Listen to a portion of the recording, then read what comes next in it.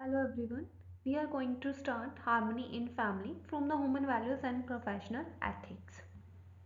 Harmony in family जो ये topic हम स्टार्ट कर रहे हैं, हमारा इस टॉपिक का जो मेन पर्पस है वो क्या है, ये पता लगाना कि अगर आप एक फैमिली में, as you all know that कि हमारा जो टॉपिक है वो हम क्या कर रहे हैं, human values and professional ethics, ये हम कर रहे हैं। जिसके अंदर हमने ये पढ़ा था कि एक ह्यूमन की जो बेसिक एस्पिरेशन होती है वो क्या होती है, that is a happiness, prosperity and it's continuity. यानी कि अगर नॉर्मली आप किसी भी ह्यूमन बीइंग को लेंगे, you may ask your self कि आप खुद को पूछिए कि आपका जो लाइफ के अंदर पर्पस है वो पर्पस क्या है। इट मीन्स आप इतना कुछ, जो कुछ भी आप कर रहे हैं, हो सकता है आप सुबह किसी शॉप पे जा रहे हैं, शाम को घर वापस आ रहे हैं। I am also doing something, we all are doing something, we all are busy in something. किसी ना किसी चीज़ में हम बिजी हैं, एंड उन सब चीज़ों के पीछे का हमारा पर्पस क्या है, तो वो जो पर्पस होता है उसी को बोलते हैं एस्पिरेशन। तो यानी हमारे ह्यूमन बीइंग की एक बेसिक एस्पिरेशन है, यानी हम जो इतनी भाग दौड़ कर रहे हैं, means we are going here and there, उन सब चीज़ों के पीछे का रीज़न क्या है। ठीक है, तो जब भी आप ये क्वेश्चन खुद से पूछेंगे, मान लीजिए आपको लाइफ में क्या चाहिए, तो if I will ask you to write all those things you want in your life on the paper, तो आप उन चीज़ों को पेपर पे लिखेंगे तो you will get to know. आप पेपर पे लिखेंगे, आपको चाहिए, मान लीजिए आप लिख दें कि आपको घर चाहिए, बंगला चाहिए, गाड़ी चाहिए, करोड़ों, मतलब आपको बिलियन बनना है, मिलियनर बनना है। इट मीन्स आपको इतने सारे पैसे, दौलत, शोहरत, ये सारी चीज़ें आपको चाहिए। You may say that, you may right on the paper the same things, ये आप लिख सकते हैं ना। अब ये सारी जो चीज़ें आपको चाहिए, क्यों चाहिए, रीज़न बिहाइंड दैट इज़ कि आपका ये मानना है या हमारा ये मानना है और सबका ये मानना है कि अगर आपको घर चाहिए, बंगला चाहिए, गाड़ी चाहिए, तो उसके पीछे का रीज़न क्या है। Because you all think so that, we all think so that कि ये जो चीज़ें हैं ना, हम सबको क्या देते हैं, इन सब चीज़ों से हमें खुशी मिलेगी। यानी अगर हमारे पास पैसे आ गए तो हमें लगता है कि हमसे ज़्यादा खुशनुमा इंसान कोई होगा ही नहीं, we will be the happiest person of in this world. तो यही है ना। तो यही हमारी जो बेसिक एस्पिरेशन है, जिसके लिए सब लोग इधर से उधर जा रहे हैं, वो क्या है, हैप्पीनेस एंड प्रोस्पेरिटी। यानी नंबर वन तो हमें हैप्पीनेस चाहिए, हम चाहते हैं कि हम खुश रहें। और एज अ ह्यूमन बींग हमें ये लगता है कि ये जो फिजिकल थिंग्स हैं, यानी कि ये जो चीज़ें हैं, ये हमें खुशियाँ देंगी। यानी अगर हमने घर बना लिया, दैट इज़ ऑल्सो थिंग ना, वो भी एक चीज़ है। तो अगर हमने वो बना लिया तो हमें खुशी मिलेगी, हमने ये चीज़ ले ली, वो चीज़ ले ली, तो हमें ये लगता है कि इन चीज़ों से हमें खुशी मिलेगी। और वो खुशी क्यों मिलेगी, because these all thing will show our status in the society. ठीक है। सेकेंड है प्रोस्पैरिटी। तो प्रोस्पैरिटी आपने देखा होगा, normally we all use to write, लिखते हैं हम अपनी ब्लैसिंग्स के अंदर, क्या लिखते हैं, may God bless you with happiness and prosperity. Happiness हम सबको पता होता है, बट प्रोस्पैरिटी हम नॉर्मली लिख देते हैं कि प्रोस्पैरिटी मीन्स की सक्सेस वगैरह होता है। But the real meaning of prosperity क्या होता है, having the more than physical facility you want. ये क्या होता है, इट इज़ अ फीलिंग, ये एक फीलिंग होती है एक ह्यूमन बीइंग के अंदर, when you feel that you have more than you want. यानी जब आपको ये फील हो कि जितना आपको चाहिए उससे ज़्यादा आपके पास है, then that feeling is a prosperity. इसीलिए ये जो प्रोस्पेरिटी का लेवल है सबके अंदर अलग अलग होता है। मान लीजिए एज अ ह्यूमन बीइंग मैं खुद को देखो, अगर मुझे लग रहा है कि मुझे जितनी पैसे चाहिए, जितनी भी जो चीज़ें अपनी लाइफ में सक्सेस चाहिए, एनीथिंग, जो मुझे जितनी चीज़ें फिजिकल फैसिलिटी चाहिए, अगर उससे ज़्यादा मेरे पास है और ये चीज़ मैं फील भी करती हूँ, then that will be the level of prosperity. But unfortunately human beings में ऐसा होता नहीं है। वो प्रोस्पैरिटी बड़े ही कम लोग होते हैं जो अपनी लाइफ के अंदर फील करते हैं। रीज़न बिहाइंड दैट इज़ कि हमें कितनी भी फिजिकल फैसिलिटी मिल जाए, यानी हमारा कितना भी बड़ा घर हो, बंगला हो, गाड़ी हो, still we want something more. तब भी हमें क्या चाहिए, कुछ ना कुछ और ज़्यादा, क्या है, अमाउंट ऑफ फिजिकल फैसिलिटी अपनी लाइफ में चाहिए। ठीक है। सो प्रोस्पैरिटी तो तभी होती है किसी की भी लाइफ में, जब जितना आपको मिल गया उतने से आप सेटिस्फाइड हो, and in fact you are thinking that you have something more than you want. जितना आपको चाहिए था उससे ज़्यादा तो आपको मिल चुका है, and you are just contributing in the society. Society में आप कुछ ना कुछ कॉन्ट्रीब्यूट कर रहे हैं अपनी एक्स्ट्रा जो आपके पास फिजिकल फैसिलिटी है उसके थ्रू। मीन्स आप डोनेशन वगैरह कर रहे हैं, चैरिटी कर रहे हैं। ठीक है। तो that is a basic human aspiration. Sorry ये थोड़ा लंबा बता दिया, but we all must know कि इतना जो हम सुबह से शाम तक इधर उधर भाग दौड़ करते हैं, कुछ ना कुछ एक्टिविटीज़ में हम इन्वॉल्व रहते हैं। Reason behind that is a happiness and prosperity. हम जो कुछ भी करते हैं अपनी लाइफ में, हमें ये लगता है कि अगर ये काम ऐसा हो गया then that will make me happy, इस चीज़ से मैं हैप्पी होंगी, मुझे लाइफ में सक्सेस मिलेगी and will also provide me prosperity in my life. ठीक है, और इसी चीज़ को कॉन्टीन्यूसली बनाए रखना ही हमारी क्या ये एस्पिरेशन है। हैप्पीनेस प्रोस्पेरिटी, हैप्पीनेस हो प्रोस्पेरिटी, और वो कॉन्टीन्यूसली हमारी लाइफ में रहे। That is a basic aspiration of each and every human being. ठीक है, देन अ प्रोग्राम। तो प्रोग्राम क्या है? प्रोग्राम का मतलब है कि एज एन ह्यूमन बीइंग हम किन किन लेवल्स के ऊपर ट्रीट करते हैं खुद को, मान लीजिए किस किस लेवल पे हम डील करते हैं। ठीक है, तो नंबर वन अगर आप एज एन ह्यूमन बीइंग देखेंगे तो नंबर वन जो डीलिंग होती है वो हम क्या करते हैं, खुद से करते हैं। तो वो क्या हो जाएगा हमारा हार्मनी इन ह्यूमन बीइंग, यानी कि खुद के साथ ही हम डील करते हैं। एक ह्यूमन बीइंग सबसे पहले किससे डील करता है? सेल्फ के साथ डील करता है, दैट्स इट। तो इसीलिए सबसे पहले हो गया सेल्फ पे, फिर खुद के साथ डील करने के बाद हमारे सबसे नज़दीक कौन होता है? हमारी फैमिली। फैमिली के बाद आते हैं हमारे फ्रेंड्स, हमारी सोसाइटी। सोसाइटी के बाद होता है हमारा एंटायर नेचर, यानी हमारा आसपास का जो भी एनवायरनमेंट है दैट। ठीक है, तो अगर आप इन चार लेवल्स के ऊपर, इन चार प्रोग्राम के ऊपर as an human being deal करते हैं, तो इन चार लेवल पे अगर डील कर रहे हैं तो नॉर्मल सी बात है, इस चीज़ पे हमें क्या चाहिए? हार्मनी भी चाहिए। तो इस जो ह्यूमन वैल्यूज़ में, human value and professional ethic है, इसमें हमारा मेन पर्पस ये था to tell the people how to get harmony in self, harmony in family, in society and the nature, कि कैसे हमें इन स्टेजेस के ऊपर क्या हार्मनी अपनी लाइफ के अंदर मिलेगी। तो हमने हार्मनी इन ह्यूमन बीइंग, ये हो गया था हमारा। Now we are doing the harmony in family, यानी एक फैमिली के अंदर हम हार्मनी के साथ कैसे रह सकते हैं, फैमिली के अंदर पीसफुली हम कैसे रह सकते हैं, एक फैमिली के अंदर रह के हम अपने बेसिक एस्पिरेशन यानी हैप्पीनेस एंड प्रोस्पेरिटी को कैसे अचीव कर सकते हैं, we will going to discuss in this chapter. Okay, so let's start this understanding the harmony in family.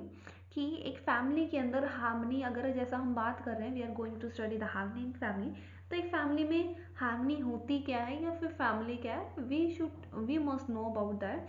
तो एज यहाँ पे ये डिपिक्टेड है, every human being wait every human being is born in a family, कि जो भी एक human being है वो क्या होता है? एक फैमिली के अंदर बोर्न होता है and is a part of the family, और एक फैमिली का ही क्या होता है? वो ह्यूमन बीइंग पार्ट होता है। ठीक है, the family is a basic unit. तो नॉर्मल सी बात है, अगर खुद के साथ डील करने के बाद देखा जाए तो हमारे सबसे नज़दीक कौन होता है? The close one is our family, हमारे भाई बहन, mother father, they all are our close one. The family is a basic unit or a building block of the human organization. It provides a base for appreciating, accepting, understanding and practicing to live in relationship and harmony. तो एक family है वही हमें क्या base provide करवाती है? Appreciation का, acceptation का, अंडरस्टैंडिंग एंड प्रैक्टिसिंग का। तो नेक्स्ट स्टेप क्या है कि हमें क्या करना पड़ेगा? एक फैमिली के अंदर आप हो तो फैमिली को आपको प्रॉपरली क्या करना पड़ेगा? अपनी फैमिली को अंडरस्टैंड करना पड़ेगा। अंडरस्टैंडिंग द रिलेशनशिप, अपनी फैमिली में जो भी रिलेशनशिप है, this is the most important thing, कि अगर आप एक फैमिली के अंदर हैं तो you must understand the relationship between you and other family members. तो we will now explore into the four important aspect of the relationship. क्या इंपॉर्टेंट एस्पेक्ट होते हैं हमारे रिलेशनशिप के, ये हमें पता होना चाहिए। नंबर वन क्या है? Relationship is between the self and another self, कि एक चीज़ हमेशा अपने माइंड में रखना, whenever you are in family, तो ये चीज़ ध्यान रखना कि आपकी जो रिलेशनशिप है वो क्या है? Between one self and another self, यानी आपका जो आपकी फैमिली के साथ रिलेशनशिप है वो क्या है? सेल्फ का सेल्फ से रिलेशनशिप है, यानी कि आपका उनसे बाय बॉडी कोई रिलेशनशिप नहीं है, आप इमोशनली उन सबसे क्या अटैच्ड है। Number one, there are the feelings होती है रिलेशनशिप में, ये फीलिंग्स को हम रिकोगनाइज कर सकते हैं, और अगर इन फीलिंग्स को हम फुलफिल करते हैं रिलेशनशिप के अंदर तो इससे हमें क्या मिलती है? म्यूचुअल हैप्पीनेस मिलती है। हम इसे डिटेल में करते हैं थोड़ा सा। सो तो ये मैंने चार आपको बता दिए थे। रिलेशनशिप जो होती है हमारी वो कहते हैं सेल्फ की अनदर सेल्फ से होती है। हमारी कुछ फीलिंग्स होती है रिलेशनशिप्स को, इन फीलिंग्स को हमें आइडेंटिफाई करना होता है, रिकॉग्नाइज करना होता है और फुलफिल करना होता है। आफ्टर फुलफिलिंग दैट हमें क्या मिलती है, हमारे रिलेशनशिप में म्यूचुअल हैप्पीनेस मिलती है। ठीक है, लेट्स डिस्कस। नंबर वन क्या था, relationship is between the one self another self. यानी कि एक फैमिली के अंदर अगर आप हैं तो फैमिली में जो रिलेशनशिप है वो क्या होती है, वन सेल्फ की अनदर सेल्फ के साथ होती है। यानी अगर मैं अपनी फैमिली में हूँ तो मेरी जो अपनी रिलेशनशिप है फैमिली के अंदर वो कैसे होगी, that will be the between the self and self. यानी हम लोगों जो एक दूसरे से अटैच होंगे, that will be the emotional attachment, वो हमारी इमोशनल अटैचमेंट होगी। अगर मैं अपनी फैमिली के किसी मेंबर से अटैचमेंट हूँ तो नॉर्मल सी बात है हम इमोशनली अटैच्ड होंगे। तो ये चीज़ हमेशा याद रखना है कि it is the self which relates to other and not the body. यानी हमारी किसी के साथ कोई फिजिकल रिलेशनशिप एक फैमिली के अंदर नहीं होती है। फैमिली में सबके साथ जो रिलेशनशिप होती है that is the self to self. ठीक है, तो that must be keep in your mind. जब भी एक फैमिली में आप हैं तो फैमिली में हमेशा अगर किसी को ट्रीट करना है तो आपका जो ट्रीटमेंट है वो इमोशनली आना चाहिए, नॉट फिजिकली। ठीक है, नेक्स्ट स्टेप क्या हमारा, there are the feelings in relationship. अब रिलेशनशिप आपको पता लग गया कि आपका आपके फैमिली मेम्बर के साथ रिलेशनशिप है वो क्या है, सेल्फ का सेल्फ के साथ रिलेशनशिप है। नंबर वन ये पता लग गया। दूसरा, अब अगर आपका जो रिलेशनशिप है वो कैसा है, सेल्फ का सेल्फ से, यानी आप इमोशनली एक दूसरे के साथ अटैच हैं। और इमोशंस क्या होते हैं, that is a kind of feelings. यानी कि हमारे रिलेशनशिप के अंदर कुछ फीलिंग्स होती हैं। तो यहाँ पे क्या है, हमें पता होना चाहिए that there are some feelings between the in the family between the self to self. यानी एक पर्सन की दूसरे पर्सन के साथ सेल्फ टू सेल्फ रिलेशनशिप भी है और हमारे बीच में कुछ फीलिंग्स भी एग्जिस्ट करती हैं।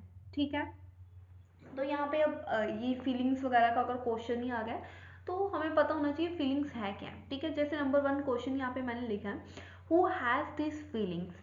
ये फीलिंग्स हैं, ये किसके अंदर होती हैं, आई और बॉडी, यानी मुझ में होंगी या फिर मेरी बॉडी के अंदर होंगी। तो आंसर विल बी, अगर मैं आप लोगों से पूछूं तो क्या आंसर बोलेंगे। अगर मान लीजिए आपकी फैमिली में आपके बड़े भाई बहन है, brother sister, you said you may say that you love them most and you love them allot, कि आप उनसे बड़ा प्यार करते हैं। तो ये जो प्यार आप करते हैं ये क्या है, दैट इज अ, आप प्यार आप करते हैं या आपकी बॉडी करती है, दिस इज द आंसर। जब भी आप इसका अंदर से आंसर देंगे, आंसर क्या आएगा, that I love bye my emotions. मैं सामने वाले से, मेरी फीलिंग्स हैं सामने वाले के लिए, ना कि मेरी बॉडी की। ठीक है, with whom does I have these feelings, with another I or the other body। यानी जिसके लिए मेरे मन में फीलिंग्स हैं, that may be the brother, mother, sister, father, जिसके लिए मेरे माइंड में फीलिंग्स हैं, वो फीलिंग्स जो हैं किसके लिए हैं, सामने वाले के लिए या उसकी बॉडी के लिए। देन आंसर है ऑटोमेटिकली आएगा कि आपके अंदर जो फीलिंग्स है वो सामने वाले के लिए, ना कि सामने वाले की बॉडी के लिए, which is a totally wrong. Then who wants trust in relationship, your body. अगर आपको एक रिलेशनशिप में ट्रस्ट चाहिए, एक अच्छी रिलेशनशिप चाहिए, तो किसको चाहिए, आपको या आपकी बॉडी को। इट्स नॉर्मल, हमारी बॉडी को नहीं पता है इन फीलिंग्स के बारे में। बॉडी भी फीलिंग्स फील करती है, किसके थ्रू, हमारी इनर सोल के थ्रू। सो नॉर्मल सी बात है। तो हमारी रिलेशनशिप में हमें जो कुछ भी चाहिए वो किसको चाहिए, हमारी इनर सोल को चाहिए, नॉट टू अ बॉडी। ठीक है, from home do you want this trust. आपको ये जो ट्रस्ट है आप किसके साथ क्या शेयर करना चाहते हैं, विद समवन और समवन्स बॉडी। तो answer will be definitely the other I. Okay, next क्या है, नंबर वन हमने कर लिया कि एक फैमिली में हमेशा ध्यान रखना है कि हमारा जो दूसरे रिलेशनशिप है वो सेल्फ का सेल्फ से रिलेशनशिप है। बाय बॉडी हमारा किसी भी फैमिली मेम्बर के साथ कोई रिलेशनशिप नहीं होता है। ठीक है, the first relationship must be with the I and I. Second क्या बोला था हमने, फैमिली में कुछ फीलिंग्स होती हैं, यानी हम एक दूसरे के साथ जो आई वर्ड यूज कर रहे हैं that is the may be the synonym, you may use that the I as a synonym of, आप सिनोनियम यूज कर सकते हैं किसका, हमारी फीलिंग्स का। थर्ड क्या है, this feelings in the self are definite. तो ये क्या होती है, ये जो हमारी फीलिंग्स होते हैं दीज आर द डेफिनेट, ये डेफिनेट होती हैं, आइडेंटिफिएबल होती है। ठीक है, सो ये भी वेट या the feelings in relationship are to be identified. जो फीलिंग्स हमारे रिलेशनशिप में होती हैं वो क्या होती है, आइडेंटिफिएबल और क्लैरिटी के साथ होती हैं, ठीक है। With a little exploration, we can see that the feelings in the relationship are actually definite, कि जो भी हमारे रिलेशनशिप में फीलिंग्स होती हैं वो सारी क्या होती हैं, एक्चुअली डेफिनेट होती हैं, एंड नोट द वैग्यू, यानी वो वैग्यू नहीं होती हैं, ठीक है। These are the values characterising relationships. Example क्या है हमारी, क्या क्या हमारी रिलेशनशिप में वैल्यूज हो सकती हैं, फीलिंग्स हो सकती हैं, यानी फीलिंग्स जो हैं दीज में भी definable with the help of the values. तो ये वैल्यू क्या क्या होते हैं हमारी एक रिलेशनशिप के अंदर। तो वैल्यूज क्या है हमारी, number 1 is a trust, okay, respect, affection etcetera. मैं आपको डिटेल में बताऊंगी क्या क्या फीलिंग्स हैं। तो इन सारी फीलिंग्स को, ये जो बोला है फीलिंग्स होते हैं, ये यही फीलिंग्स हैं, और इन्हीं फीलिंग्स को हमें क्या करना होता है एक रिलेशनशिप के अंदर एक्सप्लोर करना होता है, ठीक है। एंड नेक्स्ट क्या है, living with these values we are able to participate in the right way. अगर हम इन वैल्यूज को अपनी रिलेशनशिप के अंदर ले आए, तो ये वैल्यूज को बड़ा ध्यान से सुनना, चाहे कोई ह्यूमन वैल्यूज किसी का सब्जेक्ट हो या ना हो, but we must know that कि एक रिलेशनशिप के अंदर ये फीलिंग्स कितना ज़्यादा मैटर करती हैं, ठीक है। नेक्स्ट क्या आ गया, फीलिंग्स। तो क्या फीलिंग्स होती हैं एक रिलेशनशिप के अंदर, क्या क्या है। नंबर 1 इज अ ट्रस्ट, मैंने जो आपको पहले बताया था। तो ट्रस्ट क्या, हमारी किसी भी रिलेशनशिप की एक फाउंडेशन वैल्यू होती है, यानी एक रिलेशनशिप की स्टार्टिंग ही कहाँ से होती है, from the trust. Next one is a respect, अगर ट्रस्ट आ गया तो रिस्पेक्ट आती है, रिस्पेक्ट के बाद affection, care, guidance, reference, glory, gratitude and love. ये एक रिलेशनशिप के अंदर वैल्यूज होती हैं, फीलिंग्स होती हैं। अगर आपकी रिलेशनशिप के अंदर ये फीलिंग्स हैं, then your relationship will succeed, वो बड़ा ही अच्छे सक्सीड करेगी, और आपकी फैमिली के अंदर बड़ी हार्मनी भी आपको देखने को मिलेंगी। तो ये फीलिंग्स को हम वन बाय वन डिस्कस करते हैं। तो ये फीलिंग्स होगी, उन फीलिंग्स को रिकॉग्नाइज करना। 9 फीलिंग्स मैंने आपको बताई हैं। 9 फीलिंग्स क्या थी हमारी, सबसे पहले क्या था, ट्रस्ट, रिस्पेक्ट, देन उसके बाद हमारा क्या था, affection, care, glory, gratitude, guidance, reverence. तो ये जितने भी मैंने आपको पीछे बताई, ये सारी हमारी फीलिंग्स हैं एक रिलेशनशिप में, और इन फीलिंग्स को रिकॉग्नाइज करके फैमिली के अंदर इम्प्लीमेंट अगर आप करेंगे, तो आपको क्या मिलेगी, फैमिली के अंदर म्यूचुअल हैप्पीनेस मिलेगी। So let's discuss the all feelings, just matter उन फीलिंग्स का ही है। अगर ये वैल्यूज रिलेशनशिप में है, तो आपको आपकी रिलेशनशिप में म्यूचुअल हैप्पीनेस मिलेगी ही मिलेगी। एक छोटा सा वर्ड दिया हुआ है, दैट इज अ जस्टिस, जो कि बड़ा यूज होता है ये वर्ड। तो वी मस्ट नो कि जस्टिस क्या होता है, ठीक है। तो जस्टिस क्या है, justice is the recognition of values in the relationship.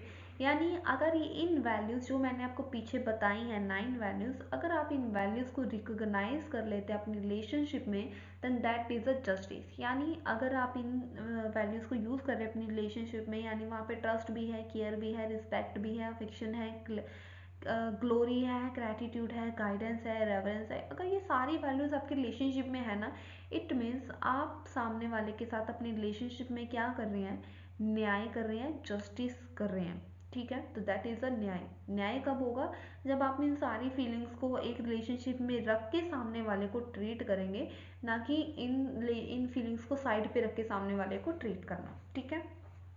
तो there in relationship there fulfilment, एक रिलेशनशिप में ये वैल्यूज होना, उनकी वो फुलफिल करना, उनको राइट इवेल्युएट करना। तो ये अगर हम करेंगे, तो इससे हमें क्या मिलेगा, हमारी रिलेशनशिप के अंदर म्यूचुअल हैप्पीनेस मिलेगी। तो इसे क्या बोलते हैं, उभय तृप्ति, यानी हमें तृप्ति मिलेगी, पूरा अंतरात्मा तृप्त होना जिसे बोलते हैं, तो वही हो जाएगा if we will do justice with our relationship. हमारी जो अंतरात्मा है वो क्या हो जाएगी, तृप्त हो जाएगी। अब वो तृप्त कैसे होगी, वो हम वन बाय वन डिस्कस।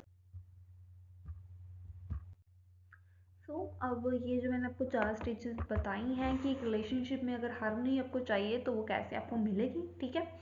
तो वो हार्मनी जो है हमें रिलेशनशिप में चाहिए ही क्यों, first of all we must know that.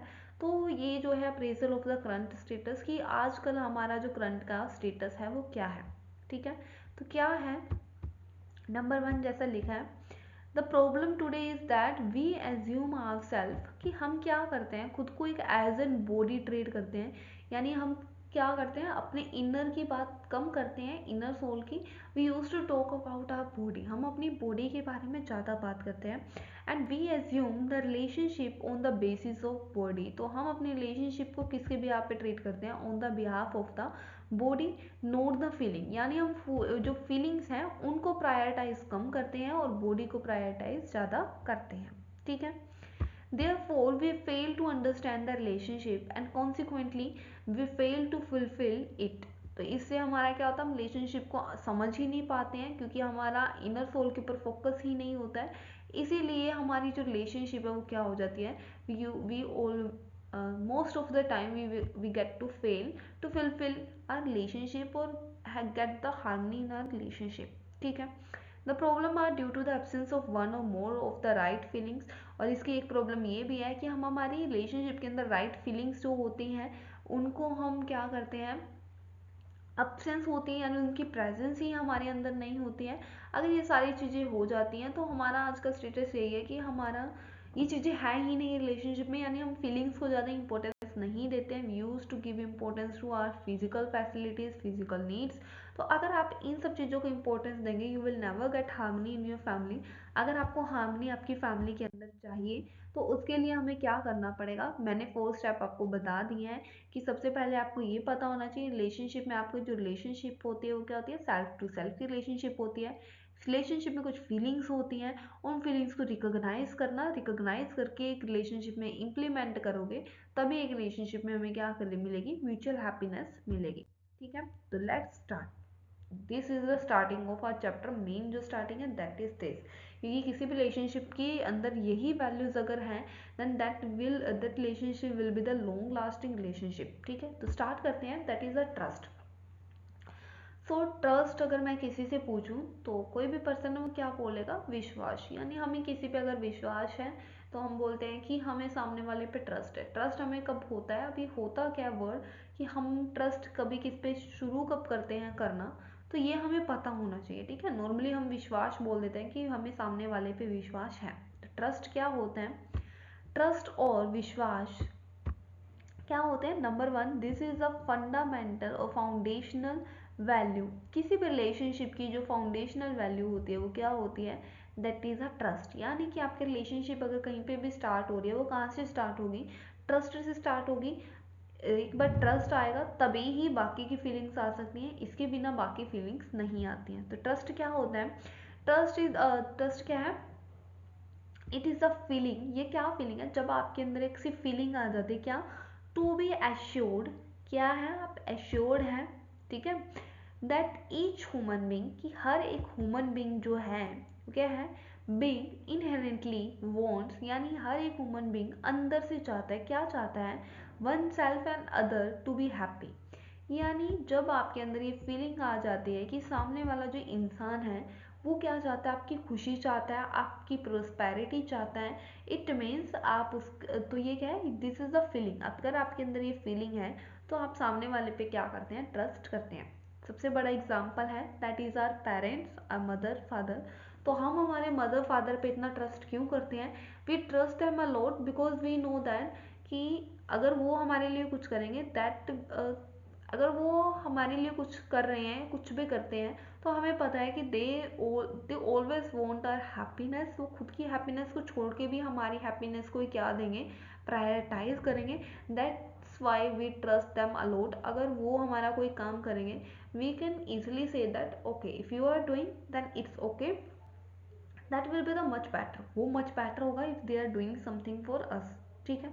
तो that is a feeling of the trust, it means we trust them. अगर आप किसी के लिए आपके अंदर ये फीलिंग आ जाती है, आपको ये लगता है कि सामने वाला आपकी हैप्पीनेस चाह रहा है, आपकी प्रोस्पेरिटी चाह रहा है, तो आपकी रिलेशनशिप में जो फीलिंग आती है वो क्या आती है, ट्रस्ट की फीलिंग होती है। Not even our parents, parents can also trust us, वो भी हमें ट्रस्ट करते हैं अगर वो भी ये सोचें the decisions we are taking will never hurt them. अगर हम कोई डिसीजन ले रहे हैं वो हमारे उस डिसीजन से उनकी किसी हैप्पीनेस को, खुशी को हार्म नहीं होगा, then that is also the trust. तो वो भी क्या है, ट्रस्ट है। तो ट्रस्ट समझ आ गया, आई होप आपको। क्या है, to be assured that each human being inherently, ये एश्योरेंस होना हमारे अंदर से जो आवाज आती है कि सामने वाला है हमारी खुशी चाहता है। अगर आपको लगेगा सामने वाला खुशी चाहता है, you will start to trust them, ठीक है। आप जैसे ही आप सामने वाले पे ट्रस्ट करेंगे, तो डिटेल में करेंगे ट्रस्ट को भी, कि हम रिकॉग्नाइज कैसे करें एक ट्रस्ट को, यानी एक रिलेशनशिप में हम ट्रस्ट को कैसे लेके आए या वो ब्रोक ना हो। तो ये चीज़ें भी हमें पता होनी चाहिए। हम सामने वाले पे कब कब ट्रस्ट नहीं करते हैं, वो क्यों नहीं करते हैं, उन चीज़ों के रीज़न हमें पता होना चाहिए, and we are going to discuss that. ठीक है। When you examine you find that, जब भी आप किसी रिलेशनशिप को एग्जामिन करेंगे you will find that there are the two parts in the exploration. तो आप जब एक्सप्लोर करेंगे ना अपनी फैमिली को या किसी भी रिलेशनशिप को, तो आप उसमें ये देखेंगे कि उसके अंदर एक दो पॉइंट्स है एक्सप्लोर करने के किसी भी सिचुएशन को। That is a intention and number two is a competence. Intention क्या होता है, wanting to our natural acceptance, यानी हमारी अंदर से जो आवाज़ आती है दैट इज आर इंटेंशन, कि मेरी किसी काम को करने की क्या इंटेंशन है। ठीक है। The second one is a कंपीटेंस, यानी इंटेंशन है मेरी और मैं कितना उस चीज़ को करने के लिए एबल हूँ। ठीक है। इंटेंशन क्या होता है, intention is a what one aspire for our natural acceptance. And competence क्या है, कोई ऐसी चीज़ें जो हमें एस्पायर करती है हमारी नेचुरल एक्सेप्टेंस के लिए। And competence is the ability to fulfil the aspiration, और उस एस्पिरेशन को फुलफिल करना वो क्या होता है, हमारी कंपीटेंस होती है। ठीक है। Relationship, so as I told you the two aspect intention and competence, वो हम करेंगे कि इंटेंशन क्या होती है। तो जो इस साइड है right side, that is the intention, ये इस साइड है हमारा intention, that is the intention, and this one is a कंपीटेंस। ठीक है। तो इंटेंशन और कंपीटेंस, तो यहाँ पे हम इन दोनों को डिफ्रेंशिएट करेंगे। नंबर वन, जैसे क्वेश्चन से हम देखते हैं, वेरीफाई करते हैं, I want to make my self happy. तो ये मेरे अंदर की एक इंटेंशन है कि मुझे खुद को क्या करना है, हैप्पी करना है। अब कंपीटेंस देखो कि रियल में मैं इतनी एबल हूँ that I can always make my self happy, क्या मैं हमेशा खुद को खुश रख सकती हूँ या नहीं। बिकॉज ऐसा नहीं हो सकता कि हम हमेशा खुद को खुश रखें। Sometimes we also take some decisions which make our self unhappy, जिससे हमारी क्या है, कहीं ना कहीं जो हैप्पीनेस है थोड़ी क्या है, चली जाती है लाइफ से। तो हम भी अपने आप को हमेशा खुश नहीं रख सकते। तो check your competence ability. I want to make other happy, मैं दूसरों को खुश रखना चाहती हूँ या चाहता हूँ। तो ये जो क्वेश्चन है इसका आंसर हमेशा यही आएगा। हमेशा जो हमारी इंटेंशन है वो हमेशा क्या आएगी, पॉजिटिव आएगी। That yes I always want to make other happy, मैं हमेशा दूसरों को खुश रखना चाहता हूँ या चाहती हूँ। Because as an human being ये हमारी इनर वॉइस होती है कि हम हमेशा दूसरों का जो है वो क्या चाहते हैं, भलाई चाहते हैं। वी ऑलवेज वॉन्ट कि सामने वाले जो पर्सन है हमारी वजह से हर्ट ना हो, और हमेशा हमें क्या है, हर पर्सन क्या हैप्पी हैप्पी दिखे। तो ये हमारी इनर वॉइस होती है। आप किसी भी पर्सन को पूछ सकते हैं, कोई भी पर्सन अगर आपको लगता है कि that person is a criminal और एनी काइंड ऑफ पर्सन, ये आपकी परसेप्शन है सामने वाले को लेके। तो अगर आपको लगता है ना कि ये पर्सन है, ये कभी किसी की खुशी नहीं चाहेगा, आप उस पर्सन को भी अगर पूछेंगे, that person will always say, वो भी हमेशा यही बोलेगा कि I want to make the others happy, खुद को तो खुश रखना ही है, साथ में मैं दूसरों को भी खुश रखना चाहता हूँ या चाहती हूँ या रखता हूँ। ठीक है। लेकिन I am able to make the others happy always, क्या मैं दूसरों को खुश रखने में हैप्पी हूँ या नहीं। ठीक है। तो इसका आंसर भी most of the time yes he आता है कि yes I make the others happy, मैं अपनी तरफ से क्या करता हूँ, ट्राई करता हूँ कि मैं दूसरों को क्या करूँ, खुश रखूँ। ठीक है। तो इसका आंसर खुद ही देना है कि क्या मैं रख भी पाता हूँ हमेशा सामने वाले को खुश या नहीं। ठीक है। The other wants to make himself happy, दूसरे खुद को रखना चाहते हैं हैप्पी या नहीं। Of course we will say yes, कोई भी पर्सन है खुद को दुखी नहीं रखेगा। Other wants to make me happy, question यहाँ पे अराइज होता है कि क्या दूसरे मुझे खुश रखना चाहते हैं। सो इसका answer most of the person क्या देते हैं, use to say no. It means हमें ये लगता है कि others don't wants to make us happy, कि हमें जो दूसरे लोग हैं वो हमें इतना हैप्पी नहीं रखना चाहते। या फिर हम ये भी बोल सकते हैं कि अदर्स आर सेल्फिश, वो सेल्फिश हैं, they use to think about them. तो इस क्वेश्चन का जो आंसर है वो बड़ा ही कॉन्ट्राडिक्टली आता है, यानी some person use to say yes and some use to say no. ठीक है। That is the intention and competence. तो कभी भी एक रिलेशनशिप में अगर आप चाहें तो always check the intention and competence, सामने वाले की इंटेंशन और कंपीटेंस चेक कीजिए। पहले देखिए उसकी इंटेंशन क्या है, फिर उसकी कंपीटेंस भी देखिए, that person is really able to do that or not. ठीक है। इसे भी हम करेंगे, ठीक है। लाइक अभी क्वेश्चन देखिए, the other broke a glass, the glass broke by accident. जब किसी काम को मैं गलत करूँ, मान ली मैंने गिलास तोड़ दिया, तो मैं अगर मैंने गिलास को तोड़ दिया तो मैं क्या बोलूँगी, ग्लास ब्रोक बाय एक्सीडेंट। अगर मुझसे गिलास टूट गया तो मैं क्या बोलूँगी कि गलती से गिर के ये टूट गया। बट अगर सामने वाला गिलास तोड़ दे तो the other broke a glass, अगर सामने वाले से गिलास टूट गया तो मैं क्या करूँगी, सामने वाले ने गिलास तोड़ दिया। इट मीन्स हमारी वजह से अगर कुछ भी होगा that will be happen because accidentally, वो गलती से हुआ है। लेकिन अगर वही काम दूसरे करते हैं, we start to blame that person. Reason behind that is, reason क्या है इसके पीछे, that we don't, main reason ये है कि हम सामने वाले की इंटेंशंस के ऊपर डाउट करते हैं, ना कि उसकी एबिलिटी को चेक करते हैं, ठीक है। हम ये मान लेते हैं कि सामने वाले की इंटेंशन ही गलत है, इट मीन्स सामने वाले ने जानबूझ के गिलास को तोड़ा है, ठीक है। तो ये क्या है, इंटेंशन। देखिए अब रियल में अगर एबिलिटी हम चेक करें सामने वाले की, रियल में उस पर्सन ने तोड़ा भी है या नहीं, is that person was able to do that or not. तो ये चीज़ें भी हम देखें, ठीक है।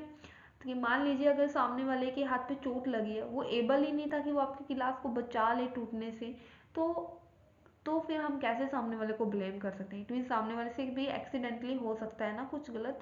तो अगर हम क्या करते हैं, सामने वाले की एबिलिटी के ऊपर, इंटेंशंस के ऊपर डाउट करना स्टार्ट कर लेते हैं, एबिलिटी के ऊपर डाउट करते हैं, तो वहाँ पे हमारा जो ट्रस्ट है वो क्या हो जाता है, रिप्लेस हो जाता है। Other makes the mistake intentionally, हम क्या बोलेंगे, सामने वाले ने जो काम किया वो जानबूझकर मिस्टेक की है। लेकिन अगर वही मिस्टेक हमसे हो जाए तो हम क्या बोलेंगे, I make mistake by accident, मैंने जो मिस्टेक है वो गलती से कर दी।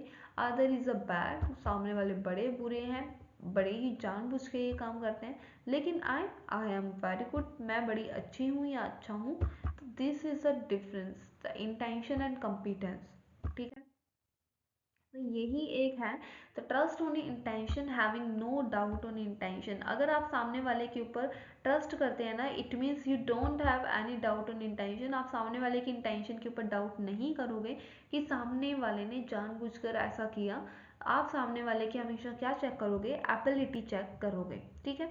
द ट्रस्ट इज, ट्रस्ट क्या होता है, trust is able to see that, trust क्या देखने में हमें एबल करता है, that everyone wants to understand, सभी सही समझना चाहते हैं, सभी सही जीना चाहते हैं, सभी सही समझ सकते हैं। अगर हम अपने माइंड में ये कंसेप्ट लेकर चलेंगे, then we can also trust other, हम दूसरों को ट्रस्ट कर सकते हैं। तो क्या है, सभी सही समझना चाहते हैं कि अगर हम सामने वाले को कुछ कह रहे हैं तो सामने वाला हमें समझेगा, ठीक है, तो वो हमें गलत हमारा मतलब नहीं लेगा। सभी सही जीना चाहते हैं, तो अगर कोई पर्सन अपनी लाइफ में कोई डिसीजन ले रहा है, it means that person thoughts हो कि वो सही है, तो सभी सही जीना भी चाहते हैं एंड सभी सही समझ सकते हैं, समझना चाहते भी हैं और समझ सकते भी हैं, अगर हम सामने वाले को कोई भी बात समझाएंगे तो, ठीक है। तो to have no doubt on the intention, to have clarity that the other wants to be happy and make me happy will create the trust in your life and bring the trust in your relationship, ठीक है। तो यही हम करेंगे। If we do not have trust on intention, we have a feeling of opposition. अगर हमें किसी की ट्रस्ट, इंटेंशन पे ट्रस्ट नहीं है तो हमें कैसी फीलिंग आएगी, ओपोजिशन की फीलिंग आएगी सामने वाले के साथ। If we have trust on intention, लेकिन अगर हमें ट्रस्ट है, we feel related to other, हमें सामने वाले के साथ क्या फील होगा, अपनापन फील होगा।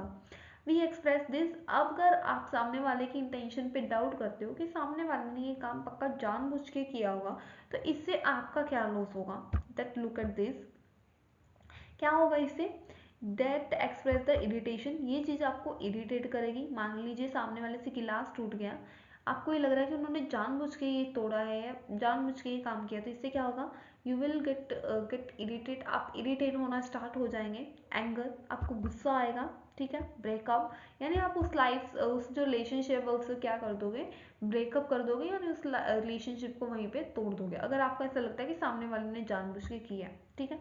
तो मोस्टली ऐसा होता है कि जब किसी से कुछ गलती हो जाए तो हम अपने आप ही चुपचाप सामने वाले से एक काइंड ऑफ ब्रेकअप कर देते हैं। ब्रेकअप का मतलब क्या है कि कोई भी रिलेशनशिप को तोड़ देना, that may be the brother sister, mother father, किसी की भी रिलेशनशिप है, तो उसमें जो ब्रेकअप है उसका मेन रीज़न क्या होता है कि हम सामने वाले की इंटेंशंस के ऊपर डाउट करते हैं। और जैसे ही आप इंटेंशन पे डाउट करना स्टार्ट करते हैं, हमें इरिटेशन होती है, अंदर ही अंदर गुस्सा आना स्टार्ट हो जाता है, और हम चुपचाप उस रिलेशनशिप को क्या कर देते हैं, ब्रेकआउट कर देते हैं। बट ब्रेकआउट करने से पहले हमें क्या देखना चाहिए, ट्रस्ट करना चाहिए सामने वाले की इंटेंशंस के ऊपर। अगर हम ऐसा करते हैं तो इससे क्या होगा, in case of other result, तो ट्रस्ट करना इंटेंशन पे और चेक करना है सामने वाले के कंपीटेंस के ऊपर। ठीक है, उस कंपीटेंस को भी चेक करो कि that person was real able to do that or not. तो अगर हम कंपीटेंस चेक करेंगे तो क्या होगा, we are facilitating the other to improve his or her कंपीटेंस। इससे हम क्या करेंगे, सामने वाले को मौका देंगे कि सामने वाला क्या कर ले, खुद को इम्प्रूव कर ले। अगर हमें लग रहा है कि गिलास जानबूझ के नहीं तोड़ा, हम ये समझ लें कि सामने वाले से गलती से टूट गया होगा, अगर हम सामने वाले को जाके मोटिवेट करते हैं तो सामने वाले की जो कॉम्पिटेंस है वो और भी ज़्यादा क्या हो जाएगी, इम्प्रूव हो जाएगी। ठीक है, we make a programme with other, तो इससे हमारी क्या होगी, राइट इवेल्यूएशन एक रिलेशनशिप में आएगी। ठीक है, आई होप आपको समझ आ गया होगा कि ट्रस्ट एक रिलेशनशिप में क्या होता है। जब आपके अंदर फीलिंग आ जाती है कि सामने वाले को आपकी सिर्फ हैप्पीनेस ही चाहिए, that is the feeling of trust, वो एक ट्रस्ट की फीलिंग होती है। ठीक है, दूसरा क्या है कि आप सामने वाले की इंटेंशंस पे डाउट नहीं करते हैं। इंटेंशन पे डाउट करने से पहले हमेशा आप सामने वाले की कंपिटेंसी को चेक करते हैं, तो उससे भी आपकी जो रिलेशनशिप है उसमें ट्रस्ट है वो क्या रहता है, बरकरार रहता है। तो let us take the some statement जो हमारे माइंड में आते हैं। हाउ कैन आई ट्रस्ट, तो ये ना कुछ लाइंस हैं जो हमारे माइंड के अंदर आती हैं। ठीक है, नॉर्मली हर एक इंडिविजुअल के माइंड में आती है। How can I trust a stranger, यानी मैं एक स्ट्रेंजर जो अनजान इंसान है, अनजान व्यक्ति है, उस पर मैं ट्रस्ट कैसे करूँ। ठीक है, सो फर्स्ट ऑफ ऑल जो भी अगर कोई स्ट्रेंजर है, अननोन पर्सन है, we can trust them also, हम उसे भी ट्रस्ट कर सकते हैं। बट द कैसे करना है, आपके पास एक राइट अंडरस्टैंडिंग आपने खुद की अपने पास रखनी है। अगर आप में एक राइट अंडरस्टैंडिंग है, राइट इवैल्यूएशन, सेल्फ एक्सप्लोरेशन आप कर सकते हैं सामने वाले पर्सन का, तो इससे क्या होगा, आप सामने वाले पे भी ट्रस्ट कर सकते हैं। ठीक है, तो ट्रस्ट करने से पहले हमेशा सामने वाले के ऊपर क्या करना है, उसको जो उसकी जो एक्टिविटीज है उसको कैसे करना है, analyse with the help of the intention and competence. सामने वाले की कंपीटेंसीज को चेक करो कि वो इस चीज़ को करने में एबल है या नहीं है, हर एक जगह उसकी कंपीटेंसीज को चेक करो। You will get to know that you must trust them or not, आप उन पे ट्रस्ट करना चाहिए या नहीं। ठीक है, how can I trust someone who had the bad intentions, अगर किसी पर्सन की बैड इंटेंशन हो तो मैं उस पर्सन के ऊपर क्या है, ट्रस्ट कैसे करूं। मान लीजिए आपके घर चोर आया है, चोरी करके चला गया, इट मीन्स बैड इंटेंशन थी उसकी, तो आप उस पर ट्रस्ट कैसे करें, यानी वहाँ पे उसकी इंटेंशन और कॉम्पिटेंसी को कैसे चेक करें। तो वहाँ भी आप चेक कर सकते हैं, चेक कीजिए कि रियल में उस पर्सन की जो इंटेंशन थी वो चोरी करने की ही थी, या फिर सामने वाले की कोई ऐसी प्रॉब्लम आ गई है कि उन्हें चोरी करनी पड़ी। हो सकता है कि सामने वाले के पास कुछ फिजिकल फैसिलिटीज ना हो, पैसे की कमी हो या किसी चीज़ की कमी हो जिसकी वजह से सामने वाला चोरी कर रहा है। तो इससे पहले सामने वाले की इंटेंशंस के ऊपर डाउट करने से पहले आप क्या करो, चेक करो उनकी कंपिटेंसी कि रियल में वो पर्सन जो चोरी कर रहा है वो रियल में उस वो चोर है या फिर उसका कोई रीज़न है चोरी करने के पीछे। चेक करो, if you will check that, अगर आप ये चेक करेंगे you will get to know कि आपके पास जो फिजिकल फैसिलिटी है वो आप किन किन लोगों की उससे हेल्प कर सकते हैं। ठीक है, तो किसी के ऊपर भी डाउट करने से पहले उसकी कंपिटेंसी, उसकी इंटेंशंस को चेक करो। I know someone's character is not good, कि क्या है, मुझे पता है someone character is not good, how can I trust someone like that, अगर किसी का करेक्टर अच्छा नहीं है तो मैं उसके ऊपर ट्रस्ट कैसे करूँ।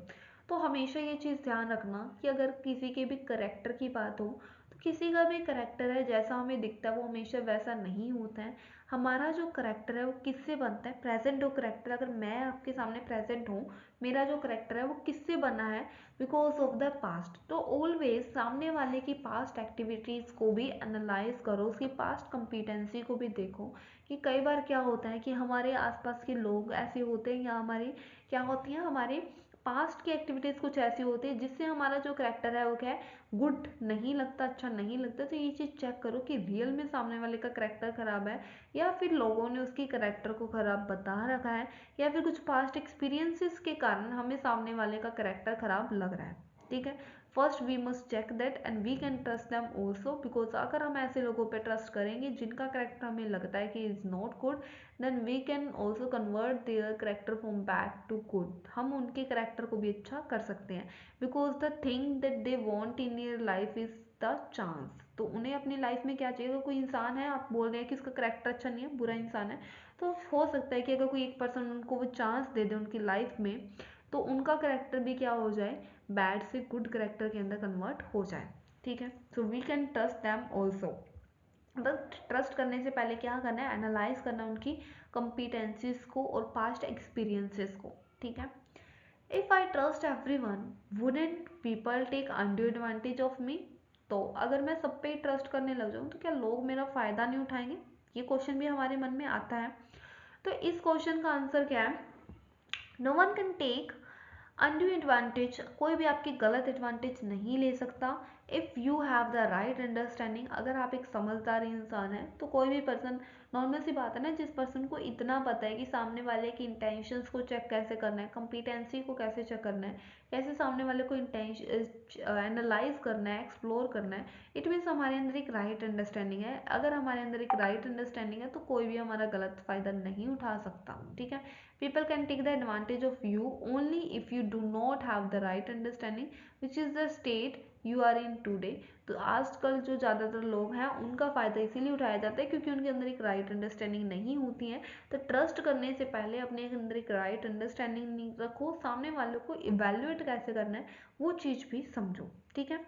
This person can never be trusted, be careful of that person. इस इंसान पे भरोसा मत करना, इससे थोड़ी दूरी बना के रखना। हम अक्सर ये बात भी बोल देते हैं। तो क्या ये जो हम बात बोलते हैं वो क्यों बोलते हैं? That is also related to character. हम सामने वाले के करेक्टर को जज करते हैं, जजमेंट पास करते हैं। जब आप जजमेंट पास करेंगे, आप किसी सामने वाले पे ट्रस्ट नहीं कर पाएंगे। तो अगर किसी के साथ आपको बात भी करनी है तो सामने वाले के ऊपर जजमेंट पास किए बिना सामने वाले से बात करें। नेवर ट्रस्ट एनीवन ब्लाइंडली, किसी के ऊपर भी ट्रस्ट क्या ब्लाइंडली ना करो। The competency is to be evaluated before you make the program with other. बस सिंपल सी बात है, आप किसी पे भी ट्रस्ट कर सकते हैं, बट ट्रस्ट करने से पहले सामने वाले को क्या करो? उसकी कम्पिटेंसीज को, उसकी इंटेंशंस को इवेल्युएट करो, ठीक है। सो नेक्स्ट क्या है? Reaction and response, that is also related the trust. तो इसमें हमने क्या कर लिया? इंटेंशन एंड कम्पिटेंसी मैंने आपको बता दिया ट्रस्ट के अंदर, ठीक है, कि कैसे आप सामने वाले के ऊपर ट्रस्ट करें या ना करें, कैसे चेक करेंगे, ठीक है। Number 2 is reaction and response. तो जब हम ये सोचते हैं कि सामने वाले ने गलती की, ठीक है, the other makes a mistake, तो इससे हम क्या होते हैं? हमारे अंदर एक रिएक्शन होता है। जब हम सामने वाले पे इंटेंशन पे डाउट करते हैं ना, तो हमारे अंदर क्या हो जाता है? इरिटेशन और गुस्सा आना हमें शुरू हो जाता है। ये तो होता है हमारी इनर, जो हमारी अंदर जो चल रहा होता है। रिस्पॉन्स क्या होता है? सामने वाले को वैसा ही शो करना। ठीक है, चलो सामने वाले पे आपको ट्रस्ट नहीं हुआ है, आपको लग रहा है कि सामने वाले ने गिलास जानबूझ के तोड़ा है, तो आपके अंदर गुस्सा आएगा। लेकिन बी केयरफुल, जब भी सामने वाले को रिस्पॉन्ड करे, रिप्लाई दे, तो आपके रिप्लाई में आपकी इनर रिएक्शन ना दिखे, ठीक है। आई could not understand how other can avoid making mistake, I could, तो ये हमारे रिस्पॉन्स होते हैं। हम सामने वाले कहते हैं मुझे समझ नहीं आता तुम गलतियां करनी कब छोड़ोगे। I could not help the other to understand how the other can avoid, मतलब मुझे समझ नहीं आ रहा, मैं समझाऊं कैसे तुम्हें कि गलतियां कैसे बंद करो, छोड़ना तुम। तो ये सारे होते हैं हमारे रिस्पॉन्स जो हम सामने वाले पे करते हैं। यानी कि हम क्या करने लग जाते हैं? I get irritate angry with my self first. सबसे पहले तो मुझे खुद पे गुस्सा आ रहा होता है, फिर मैं सामने वाले के ऊपर क्या करती हूँ? गुस्सा निकालती हूँ, ठीक है। तो हमेशा ध्यान रखना कि अगर ट्रस्ट इशू आता है, then also try to keep it in your reaction, वो अपने अंदर रखो। सामने वाले को जब रिस्पॉन्ड करो तो रिस्पॉन्ड हमेशा किससे ट्राई करो? रिस्पॉन्ड कैसे करो? सामने वाले को प्यार से रिस्पॉन्ड करो, ठीक है। तो आई होप आपको ट्रस्ट समझ आ गया होगा। ट्रस्ट क्या होती है? किसी भी रिलेशनशिप की जो स्टार्टिंग है वो ट्रस्ट से ही होती है, क्योंकि नॉर्मली बात है, सबसे पहले हम सामने वाले को मिलकर यही देखते हैं कि सामने वाला कहीं ऐसा तो नहीं है कि जो हमारा फ़ायदा उठा जाए या हमारा बुरा चाहता है। अगर हमें लगेगा ना कहीं सामने वाला हमारा भला चाहता है, तभी हम सामने वाले से बात करेंगे। Otherwise we will never talk to any person who don't want to see us happy. जो हमें खुश नहीं देखना चाहता, हम उससे बात नहीं करेंगे, ठीक है। तो किसी भी रिलेशनशिप की फाउंडेशन वैल्यू क्या है? That is trust. अब किसी भी रिलेशनशिप में जहाँ पे ट्रस्ट आ जाता है ना, ट्रस्ट के बाद क्या आता है? हम ये बता देते हो ट्रस्ट इज ब्रोकन। कब ब्रोकन होता है? नॉर्मल सी बात है, जब कोई आपको कंट्रोल करने के ट्राई करता है, आपका पार्टनर हो, फैमिली मेम्बर हो, कोई आपको सपोर्ट नहीं करता है, ह्यूमिलेट करता है, रिजेक्ट करता है, तो नॉर्मल सी बात है, इट मीन्स दैट पर्सन वो क्या नहीं कर रहा है, आपको आपकी इंटेंशंस के ऊपर डाउट करता है जब कोई पर्सन, तो आपका ट्रस्ट है वो क्या हो जाता है? ब्रोकन हो जाता है। ठीक है, अब जब ट्रस्ट एक रिलेशनशिप के अंदर आ जाता है तो उसके बाद नेक्स्ट जो होता है रिलेशनशिप में वो क्या होता है? That is a respect. ठीक है, यानी ट्रस्ट जब आप सामने वाले पे करने लग जाते हैं, आपको ये लगता है कि सामने वाला आपकी खुशी चाहता है, तो नेक्स्ट होता है आपको एक रिलेशनशिप में जो होना चाहिए, फैमिली में जो होना चाहिए वो क्या होना चाहिए? रिस्पेक्ट होनी चाहिए। यानी आप सब लोग एक दूसरे का क्या करो? सम्मान करो, आदर करो। ठीक है, अब आदर करने का मीनिंग क्या होता है? कुछ लोग ये समझते हैं कि हमने किसी को नमस्ते बोल दी, पैरों को हाथ लगा दिए, पाँव छू लिए, that is a respect. So respect ये नहीं होती है कि आप आते जाते सामने वाले को नमस्ते बोल दे। That is a good thing, वो बड़ी अच्छी चीज़ है कि आप सामने वाले को नमस्ते बोल रहे हैं, प्रणाम करते हैं, सम्मान करते हैं, बड़ी अच्छी चीज़ है, वो हमारी हैबिट्स में होना चाहिए। But that is a not respect. वो जस्ट एक सिम्बोलिक फीचर है हमारा कि हम शो कर रहे हैं कि हम आपकी रिस्पेक्ट करते हैं, बट रिस्पेक्ट को शो करने की नीड नहीं होती, हम शो कर रहे हैं, that is a good thing. इससे भी सामने वाले को अच्छा लगेगा, हमारी पॉजिटिव वाइब सामने वाले में जाएंगी, सामने वाले की कुछ पॉजिटिविटीज़ हमें मिलेंगी। ठीक है, तो कहते हैं ना पाँव छूना, पाँव छूना एक बड़ी अच्छी चीज़ है। जब आप सामने वाले के पाँव को छूते हैं तो आपको सामने वाले से बड़ी ही पॉजिटिव एनर्जी मिलती है। जब सामने वाला आपके सिर के ऊपर हाथ रखता है तो वो एक पॉजिटिव सिंबल होता है जो आपको भी पॉजिटिव वाइब्स देता है और सामने वाले को भी पॉजिटिव वाइब देता है। That is a good thing. But respect का रियल मीनिंग क्या होता है? Respect means right evaluation. ठीक है, तो रिस्पेक्ट मीन क्या होता है? Right evaluation. अगर आप किसी पर्सन का राइट इवैल्यूएशन करते हैं, it means you respect that person. आप उस पर्सन की क्या करते हैं? रिस्पेक्ट करते हैं। ठीक है, तो एक मिनट हाईलाइट मैंने कर दिया। ठीक है, अब राइट इवैल्यूएशन क्या होता है? राइट इवैल्यूएशन का मतलब है ना तो आप सामने उनको ओवर इवैल्यूएट करें, ना अंडर इवैल्यूएट, और ना ही अदरवाइज इवैल्यूएशन। ओवर इवैल्यूएशन क्या होता है? ओवर इवैल्यूएशन का मतलब क्या है? आपने सामने वाले का ज़्यादा ही बढ़ा चढ़ा के तारीफ कर दी। ठीक है, मान लीजिए आपके पेरेंट्स हैं, वो ये बोलें कि द आर सन और our daughter is everything in world, कि ये जो चीज़ें हैं सिर्फ मेरा बेटा या बेटी कर सकता है और कुछ नहीं, कोई भी नहीं कर सकता। तो ये होता है ओवर इवैल्यूएशन, यानी आप सामने वाले को कुछ बढ़ा चढ़ा कर ही बता रहे हैं। तो इससे क्या होगा? आपकी जो भी सन है, डॉटर है, क्या हो जाएगा? उनके अंदर एक ईगो वाली जो फीलिंग है आ जाएगी, विच इज़ रॉन्ग। तो हमेशा ध्यान रखो कि अपने जो बच्चे हैं, जो फैमिली मेम्बर है, उनका कभी भी ओवर इवैल्यूएशन ना करें। इससे क्या होगा? उनके अंदर क्या आएगी? ईगो वाली फीलिंग आएगी। Second one is under evaluation. Under evaluation का मतलब है कि सामने वाले को कम आंकना। ठीक है, कि जैसा वो है उससे भी कम उसे आंकना। यानी अगर मान लीजिए सामने वाला एक पानी का गिलास भी लेके आ रहा है तो उससे बोलना कि इससे तो ये भी नहीं होगा। मतलब किसी भी बात के ऊपर ये बोलना कि इससे तो ये, इससे ये नहीं होना है, इससे ये नहीं, ये भी नहीं होगा, वो भी नहीं होगा। That is a under evaluation. यानी हम सामने वाले को मौका ही नहीं दे रहे हैं कुछ करने का। तो जब आप किसी को अंडर इवैल्यूएट करते हैं ना, तो आप सामने वाले की लाइफ से कुछ उसके चांसेस छीन लेते हैं। यानी उसके जो आगे करने के मौके होते हैं ना, जो हिम्मत होती है वो आप सामने वाले से ले लेते हैं। तो अंडर इवैल्यूएशन भी मत करना। इससे जो आपकी फैमिली मेम्बर है उसकी जो हिम्मत है वो क्या हो जाएगी? कम हो जाएगी। Third one is otherwise evaluation. Otherwise evaluation का मतलब होता है अपने फैमिली मेम्बर का किसी एनिमल या कि एनिमल्स के साथ या बर्ड्स के साथ क्या करना? रिलेशन करना। यानी कई बार फैमिली में कुछ ऐसे वर्ड्स भी यूज़ कर देते हैं जिससे आप अपने बच्चे को या फैमिली मेम्बर को किसी एनिमल के साथ रिलेट करते हैं, which is also the wrong thing. तो हमेशा क्या करना है? हमेशा अपनी फैमिली के अंदर सबसे पहले ट्रस्ट फाउंडेशन वैल्यू है। ट्रस्ट कैसे बिल्डअप करना है? आई टोल्ड यू। देन होता है रिस्पेक्ट, यानी राइट इवैल्यूएशन करो सामने वाले को, ना तो ओवर इवैल्यूएट करो, ना अंडर इवैल्यूएट, और ना ही उसकी अदरवाइज इवैल्यूएशन करो। ठीक है, इट मीन्स क्या करना है? सामने वाले की रिस्पेक्ट करनी है। तो ये मैंने यहाँ पे भी शो किया हुआ है कि इससे क्या होगा? अगर आप क्या करेंगे? सामने वाले की ओवर इवैल्यूएशन करेंगे तो सामने वाले में ईगो आएगी। अगर आप अंडर इवैल्यूएशन करेंगे, अदरवाइज इवैल्यूएशन करेंगे, तो सामने वाला डिप्रेशन में चला जाएगा, उसे लगेगा कि मुझसे कुछ भी नहीं हो सकता।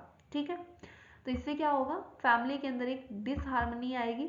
डिसहार्मनी के साथ सामने वाला पर्सन क्या है? टेंशन के अंदर चला जाएगा, यानी टेंशन भी हो जाएगी, फ्रस्ट्रेशन होगी जब आप सामने वाले को अंडर इवैल्यूएट करेंगे। ठीक है, उसके बाद क्या है, सामने वाला डिप्रेशन में भी जा सकता है, और कुछ लोग इस वजह से सुसाइड भी कर लेते हैं, बिकॉज उनकी फैमिली उनको बड़ा अंडर एस्टिमेट कर लेती है। तो उनको लगता है कि उनसे कुछ भी नहीं होगा, मतलब जो फैमिली ने बोला वो नहीं कर पाए, it means they can't do anything, that may also make or compel that person to do suicide. तो ये चीज़ भी हमेशा ध्यान रखनी है। अंडर इवेल्यूशन ओवर इवेल्यूशन बच्चे का नहीं करना, करना है तो क्या, राइट इवेल्यूशन, क्योंकि उससे क्या होगा, सामने वाले बच्चे का सेल्फ कॉन्फिडेंस बूस्ट होगा। ठीक है।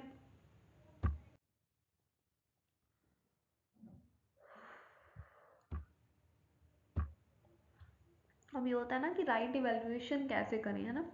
तो राइट इवेल्युएशन करने से पहले ना आप हमेशा ये देखो, जब सामने वाले को इवेल्युएट करते हैं, सामने वाले को रिस्पेक्ट देनी होती है, तो रिस्पेक्ट क्या होता है, हर कोई डिजर्व करता है। हम ये बोलते हैं ना कि छोटे भी डिजर्व डिजर्व करते हैं रिस्पेक्ट, बड़े भी करते हैं, अमीर गरीब जो भी पर्सन है, हर एक को रिस्पेक्ट मिलनी चाहिए।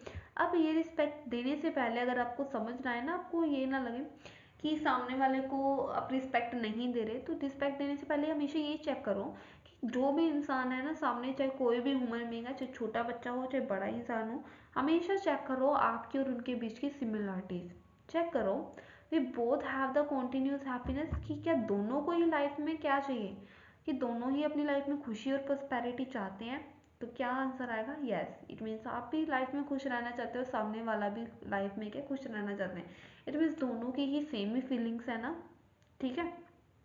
We both need to have the right understanding, हम दोनों के अंदर ये क्या है, एक राइट अंडरस्टैंडिंग हम चाहते हैं, यानी समझना कि कैसे हम अपनी लाइफ के अंदर क्या हार्मोनी में रहें, पीसफुली रहें। ठीक है। नॉर्मल सी बात है, सामने वाला पर्सन भी, अगर कोई छोटा बच्चा है तो वो भी यही चाहता है कि वो फैमिली में खुशी से रहे, आराम से रहे। वो ये भी चाहता है कि उसे right continuously happiness and prosperity मिले। The activity and power of the self are continuous and the same in the both. जो हमारी पावर्स हैं, एक्टिविटीज़ हैं, वो भी क्या सेम है, यानी सामने वाले के साथ अगर कंपेयर करोगे पावर भी, you will get to know कि हमारी जो पोटेंशियल है वो भी क्या है, दोनों की सेम है, यानी पोटेंशियल भी सेम है दोनों की। नॉर्मल सी बात है, आप छोटे बच्चे से कंपेयर करोगे तो वो कंपैरिजन भी आपको देख के ही करना है, कि लेकिन ये तो देख सकते हो ना कि सामने वाले के अंदर भी इतनी ताकत है, वो ये काम कर सकता है। ठीक है, अगर वो मेरी एज का हो जाएगा। तो जब भी सामने वाले को रिस्पेक्ट देने से पहले कंपैरिजन करो कि सामने वाले और आप दोनों सेम हो। ऐसा कुछ नहीं है कि आप अमीर हो या सामने वाला गरीब है। So always give respect to each and every one, हर एक पर्सन के एक राइट इवेल्यूशन, सही इवेल्यूशन कर। ठीक है।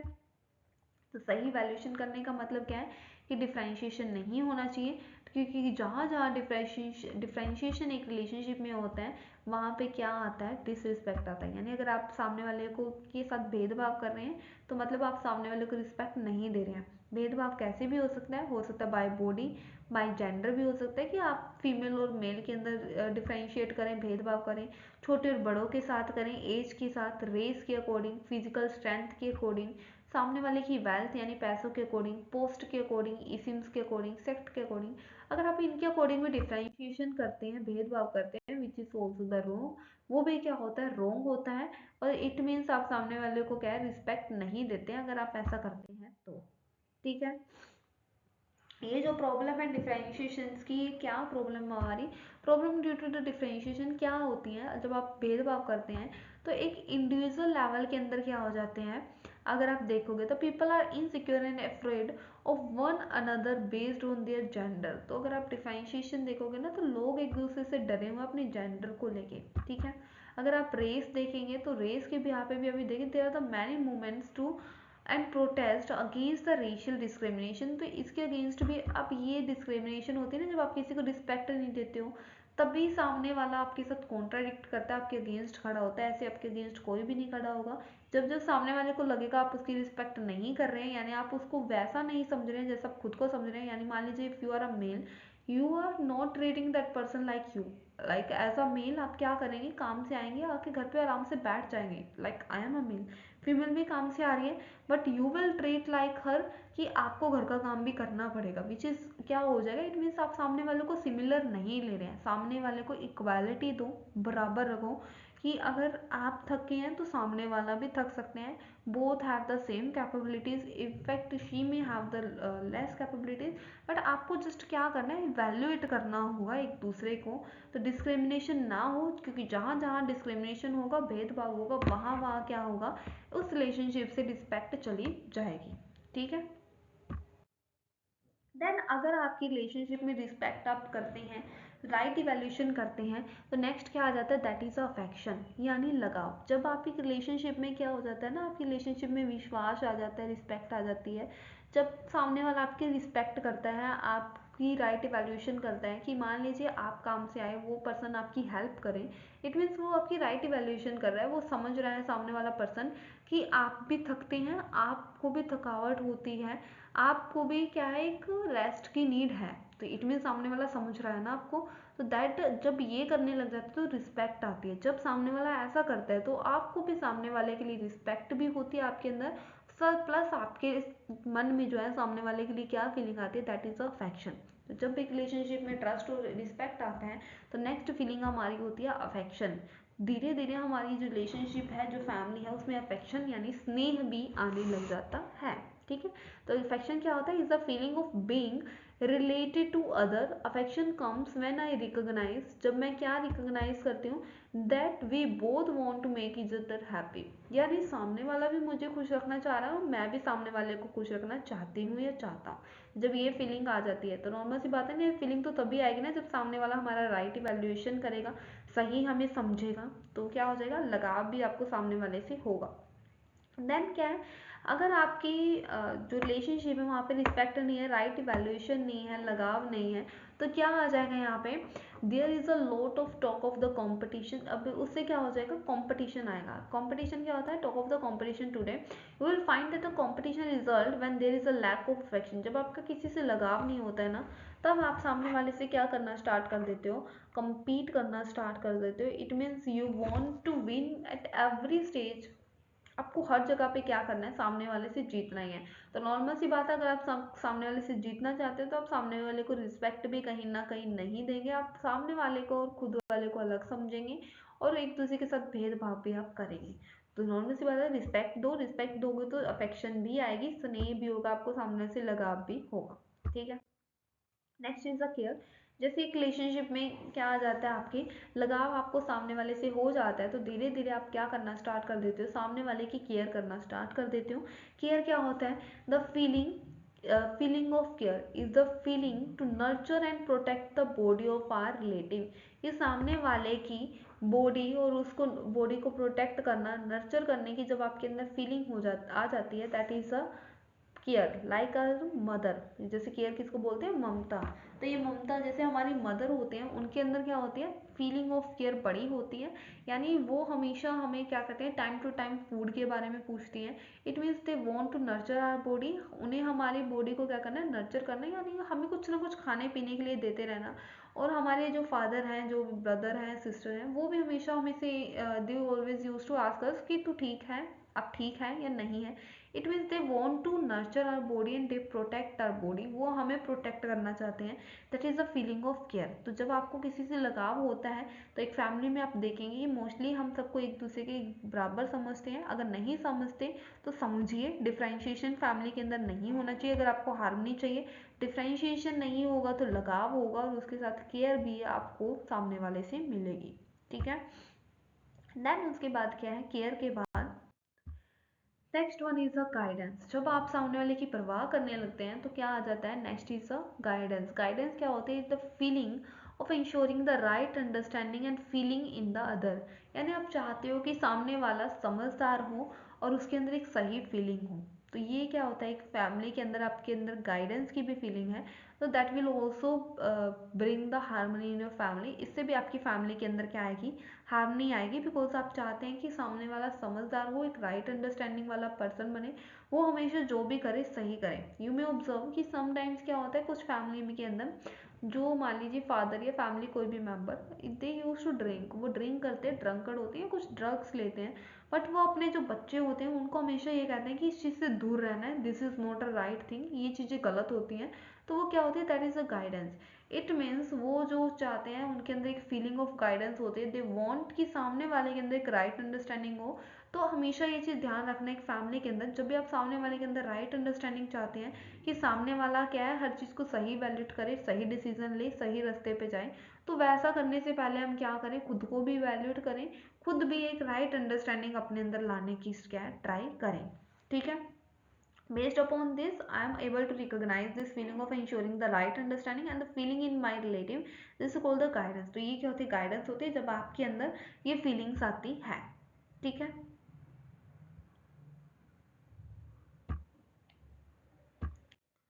गाइडेंस जब आपके पास आ जाती है, नेक्स्ट एक होता है श्रद्धा। श्रद्धा क्या होता है, रेफरेंस क्या होता है। नॉर्मली अगर मैं आपसे पूछूं श्रद्धा के बारे में, तो मैं पूछूंगी आपकी श्रद्धा किस में है, तो यू ऑल विल आंसर कि आपकी जो श्रद्धा है वो किस में है, भगवान में है, गॉड में है। तो यही होता है गॉड। अब सोच के देखिए कि हमारी जो गॉड के अंदर श्रद्धा है वो क्यों है, यानी हम भगवान के ऊपर विश्वास क्यों करते हैं, क्यों है उनमें श्रद्धा। तो आंसर हमेशा यही आएगा कि हमें भगवान पे विश्वास है बिकॉज हमें ये लगता है कि जो गॉड है वो हमसे ज़्यादा पावरफुल है। ठीक है। जब हमें लगता है ना कि सामने वाला हमसे ज़्यादा पावरफुल है, पावरफुल होने का मतलब है कि जो हमें चाहिए ना सामने वाला हमें वो दे देगा। जब आपको भगवान है, गॉड है, आप उनकी पूजा पाठ करते हैं, हम पूजा पाठ करते हैं क्योंकि हमें ये लगता है कि हमें जो कुछ मिल रहा है वो कौन दे रहा है, गॉड दे रहा है, भगवान दे रहा है, ईश्वर अल्लाह वाहिगुरु दे रहे हैं। तो आपको ये लगता है वो मुझे दे रहे हैं, वो मुझे क्यों दे रहे हैं, बिकॉज उनके पास इतनी पावर है कि मैं जो भी चाहूँ वो मुझे वो दे दे। तो ये जब फीलिंग आती है तो ये होती है फीलिंग ऑफ श्रद्धा, यानी आपके अंदर फीलिंग है, आप एक्सेप्ट कर रहे हैं, the feeling of acceptance of excellence in other, कि सामने वाले में कुछ स्पेशल है। तो keep it in your mind कि एक रिलेशनशिप में हमेशा ये ध्यान रखना कि हर एक पर्सन इस वर्ल्ड के अंदर स्पेशल है, हर एक के अंदर कुछ ना कुछ एक्सीलेंस है, कुछ ना कुछ टैलेंट जरूर है। तो सामने वाले की जो टैलेंट है उसको एक्सेप्ट करना, that is the feeling of shraddha, यानी आप सामने वाले में श्रद्धा दिखा रहे हैं। तो हमेशा ध्यान रखो, अपना लाइफ पार्टनर है, फ्रेंड है, फैमिली है, सामने वाले के अंदर रेफरेंस भी रखो, श्रद्धा भी रखो, उसके टैलेंट को भी एक्सेप्ट करो कि सामने वाले में ये चीज़ अलग है, in this thing that person is better than me. ठीक है। तो ये चीज़ एक्सेप्ट करो, एक्सेप्ट करेंगे तभी हम सामने वाले की प्रेज करेंगे, सामने वाले की राइट वैल्यूएशन होगी, फैमिली में एक लगाव भी बढ़ेगा। ठीक है। देन उसके बाद रेफरेंस के बाद क्या आता है हमारा, ग्लोरी। ग्लोरी का मतलब होता है गौरव होना। ठीक है। तो गौरव क्या है, is the feeling of someone who has made effort for the excellence. ठीक है। तो ये क्या होता है ना, हमने सामने वाले के एक्सीलेंस को तो एक्सेप्ट कर लिया, अब क्या कर रहे हैं हम, ये चीज़ की हमें फीलिंग है, हमें गर्व होता है कि सामने वाला एक्सेप्ट कर रहा है किस चीज़ के लिए, अपनी एक्सीलेंस के, अपने टैलेंट को और भी इंक्रीज करने के लिए। We find that there have been a people in the history और even around us who are investing their time. तो यहाँ पे हमारे आसपास हमारी फैमिली मेम्बर है, काफ़ी ऐसे लोग हैं जो क्या कर रहे हैं, अपना टाइम, एनर्जी, अपनी हर एक चीज़ है वो किस में इन्वेस्ट कर रहे हैं, अपने आप को एक्सीलेंट बनाने में या लाइफ में कुछ अचीव करने के लिए। तो एक तो है सामने वाले के टैलेंट को आपने एक्सेप्ट कर लिया, दूसरा क्या है, जब आपके अंदर ये भी फीलिंग आ जाती है, आप समझ जाते हैं कि हाँ सामने वाला क्या है, अपनी लाइफ में अपने ड्रीम्स को अचीव करने के लिए बड़े ज़्यादा एफर्ट्स कर रहे हैं, तो इट मीन्स आपको सामने वाले पे गर्व होने लगता है। And that is also the important feeling you must have in family, कि हमेशा अपने फैमिली मेम्बर्स के ऊपर गर्व करो। अगर वो कोई एफर्ट कर रहे हैं अपनी अचीवमेंट्स को अचीव करने के लिए, तो उनको मोटिवेट करो, अप्रिसिएशन दो उनके उस एफर्ट्स के लिए, ताकि नेक्स्ट टाइम वो और भी ज़्यादा एफर्ट्स करें। क्योंकि हो सकता है एक टाइम इंसान फेल हो जाए, बट अगर हम उनको अप्रिसिएशन ही नहीं करेंगे उनके एफर्ट्स की, तो उनका फेलियर उन्हें काफ़ी ज़्यादा बड़ा लगेगा। तो हमेशा सामने वाले को मोटिवेट करो कि वो फेल हो ही ना, अगर हो भी गए तो वो और भी ज़्यादा एफर्ट करें अपनी ड्रीम्स को अचीव करने के लिए। ठीक है। आफ्टर ग्लोरी क्या होता है, ग्रैटिट्यूड। ग्रैटिट्यूड का मतलब होता है कृतज्ञता। ये बड़ी इंपॉर्टेंट चीज़ है, ये बड़ी कम रिलेशनशिप्स में होती है, बट अगर ये रिलेशनशिप में है then means you may have the harmony. तो आपकी लाइफ में हारमनी होगी, आपकी फैमिली में हारमनी होगी if you have that feeling, that is a gratitude, कृतज्ञ होना। कृतज्ञ कब होते हैं हम, जब हमें कृतज्ञ का मतलब होता है सामने वाले का वो होता है ना, उधार व्यक्त करना, या कि सामने वाले को आप एक्सेप्ट करते हो कि सामने वाले ने आपके लिए इतना, थैंकफुल होना, सिंपल सी बात है। ग्रेटिट्यूड हम ये बोलते हैं that we are thankful to you. तो थैंकफुल किसी का होना ये भी बड़ा जरूरी है। तो gratitude is the feeling of acceptance for those who have made effort for my excellence. यानी एक्सेप्ट करना कि सामने वाले ने आपके लिए कुछ एफर्ट किए हैं। तो ये रिलेशनशिप में बड़ा मिस्ड होता है कि हम हमेशा अपने एफर्ट्स को काउंट करते हैं कि हमने आपके लिए, वी यूज टू से, हम काउंट करवाते हैं सामने वाले को कि मैंने तुम्हारे लिए ये किया, वो किया, ये किया, वो किया, ब्ला ब्ला ब्ला, मतलब बड़ी चीज़ें हम सुनाएंगे सामने वाले को कि मैंने ये भी कर दिया, ये भी कर दिया। बट हम कभी ये नहीं देखते हैं कि सामने वाले ने हमारे लिए क्या किया। In fact in our family you may recognize that and you may evaluate that, you may get know that कि एक फैमिली में सिर्फ आप ही सामने वाले के लिए कुछ नहीं करते हैं, आपके फैमिली मेम्बर्स भी आपके लिए काफ़ी कुछ करते हैं। अगर मान लीजिए एक ब्रदर सिस्टर में आपने अपने ब्रदर या सिस्टर के लिए कुछ कर दिया, इट डजेंट मीन कि आप ही सब कुछ करते हैं। अगर आप इवेल्युएट करेंगे you will get to know कि उन्होंने भी आपके लिए शायद हद से ज़्यादा किया है। इतना आप सोच नहीं सकते किसी का करने का जितना उन्होंने आपके लिए कर दिया। तो that is a feeling of gratitude.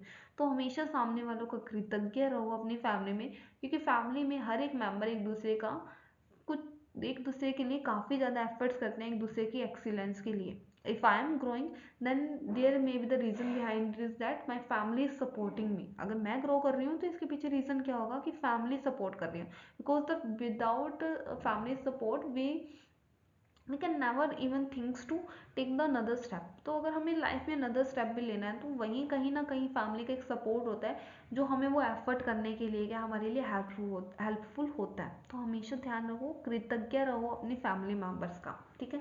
तो that is the most important feeling कि हमेशा ग्रेटिट्यूड रहो, सामने वाले का थैंकफुल रहो, थैंक करते रहो, सामने वाले को थैंक यू बोलते रहो अपनी फैमिली के अंदर, रिलेशनशिप के अंदर, ताकि सामने वाले को भी लगे कि हाँ मैं भी सामने, देखो खुद सोचना एक तो कि मैंने सामने वाले के लिए बड़ा कुछ किया, एक होता है कि सामने वाला हमें करे कहे कि हमने उनके लिए इतना कुछ किया, that is a great feeling. तो हमेशा make the other person feel that you did a lot for me, ठीक है। ग्रेटिट्यूड के बाद नेक्स्ट हमारा होता है दैट इज़ अ लव। जब ये सारी फीलिंग्स एक फैमिली के अंदर आ जाती है ना, फाउंडेशन वैल्यू क्या आती है हमारी, सारी फीलिंग्स हैं वो हम डिस्कस करेंगे। जब सारी फीलिंग्स एक रिलेशनशिप में आ जाती है तो लास्ट फीलिंग होती है that is a love. Love कब आता है, जब वो सारी फीलिंग्स होती हैं। The feeling of being related to all is the love. जब आपके अंदर ये सारी फीलिंग्स हैं, आपको सबके साथ एक रिलेशन वाला फीलिंग आती है कि आप इनसे रिलेटेड हैं, that is a it means आपके अंदर रिलेशन क्या है, लव की फीलिंग है, ठीक है।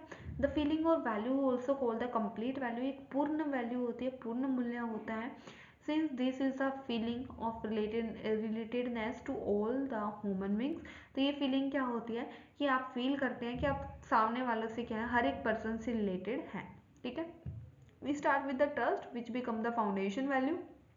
फाउंडेशन वैल्यू से हमने स्टार्ट किया था, और जिसका मतलब क्या होता है, being related to, here wait, तो हमने स्टार्ट किया था ट्रस्ट से, जिसका मतलब क्या होता है, फाउंडेशन वैल्यू होती है, जिसका मतलब होता है बीइंग रिलेटेड टू वन। जब आप किसी एक ही पर्सन को इवैल्यूएट करते हैं, उसकी इंटेंशन और कॉम्पिटेंसी को इवैल्यूएट करते हैं, आप एक पर्सन पे विश्वास करते हैं, तो विश्वास हमेशा एक पर्सन से रिलेटेड होते हैं, क्योंकि हम वन टू वन ही क्या करते हैं, डील करते हैं। अफेक्शन क्या होता है, लगाव जो होता है वो क्या होता है हमारा, वो भी एंड वो भी क्या होता है, कुछ पर्टिकुलर पर्सनस के लिए होता है। And we reach the state, और एट द एंड हमारी लाइफ में अगर सारी फीलिंग्स हम ले आते हैं एक एज अ ह्यूमन बींग अपने अंदर, तो हमारे बींग क्या आ जाती है, बींग रिलेटेड टू एवरीवन। जब आपके अंदर एक प्यार की भावना होगी ना, प्यार होगा, तो आप सबके साथ खुद को जुड़ा हुआ पाएंगे। तो दैट इज़ अ लव, ठीक है। I hope you get. तो ये सारी फीलिंग्स हमने की थी। तो अब जैसे मैं एक क्वेश्चन पूछती हूँ, अगर पूछूँ, आपको आंसर भी दिया हुआ है हालांकि मैंने, जॉइंट फैमिली अच्छी होती है, हैप्पी फैमिली होगी या स्मॉल फैमिली, ठीक है। तो या फिर ये क्वेश्चन हो सकता है कि लव मैरिज जो है वो ज़्यादा हैप्पी मैरिज होती है, अरेंज मैरिज। तो कुछ लोग होते हैं, अगर मैं क्वेश्चन पूछूँ, कुछ लोग कहेंगे कि लव मैरिज अच्छी होती है, कुछ लोग कहेंगे कि अरेंज मैरिज अच्छी होती है। But this is not the true answer. ऐसा कुछ नहीं है कि लव मैरिज अच्छी होती है या अरेंज मैरिज अच्छी होती है, या जॉइंट फैमिली अच्छी होती है, स्मॉल फैमिली अच्छी होती है। This is not the right answer. The real answer क्या है, वही फैमिली ज़्यादा खुशनुमा और हैप्पी फैमिली होगी, वही रिलेशनशिप ज़्यादा, वही मैरिज ज़्यादा हैप्पी मैरिज होगी जहाँ पे एक मैरिज के अंदर क्या होगी, राइट अंडरस्टैंडिंग होगी. If there is a not right, there is a no right understanding and right feeling in your relationship, in your family, in your marriage life, then there will not be any happy marriage, happy family. तो अगर आपको happy marriage, happy family चाहिए तो क्या होना चाहिए, right understanding होनी चाहिए. राइट अंडरस्टैंडिंग का मतलब क्या है कि आपकी लाइफ के अंदर ये 9 वैल्यूज होनी चाहिए. 9 वैल्यूज मैंने अभी आपको करवाई थी, ठीक है. 9 वैल्यूज हमारी क्या थी, नंबर 1 इज अ ट्रस्ट, ठीक है. Number 2 is a respect. Respect होगा तो अफेक्शन आएगी. अफेक्शन है तो क्या होगा, सामने वाले का केयर. केयर है तो गाइडेंस. गाइडेंस के साथ रेवरेंस की फीलिंग होनी चाहिए. रेवरेंस के बाद ग्लोरी. ग्लोरी के बाद ग्रेटिट्यूड, थैंकफुल रहो सामने वाले का. Love which is the feeling of related to each and everyone, ठीक है. आई होप आपको ये सारी की सारी फीलिंग समझ आ गई होंगी, बिकॉज अगर आपको ये 9 फीलिंग समझ आ गई है ना, तो आपको आपकी फैमिली के अंदर एक जो हार्मनी है वो आपको मिल जाएगी.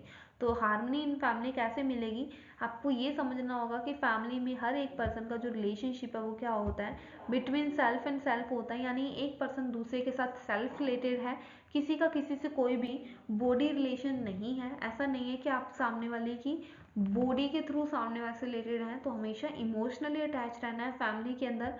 समझना है कि फैमिली के अंदर कुछ फीलिंग्स होती हैं, ठीक है. तो नॉर्मल सी बात है, फीलिंग लेस होकर फैमिली में मत रहिए.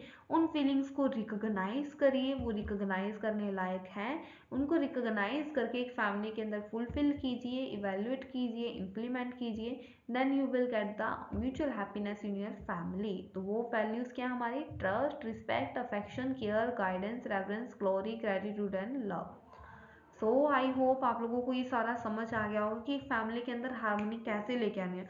तो हार्मनी लाने के लिए ज़रूरी है कि एक राइट अंडरस्टैंडिंग आपके अंदर हो और आप इन वैल्यूज़ को अप्लाई करें. एक फैमिली के अंदर जस्टिस को इंश्योर करें कि न्याय होना चाहिए, आपकी फैमिली के अंदर राइट अंडरस्टैंडिंग होनी चाहिए.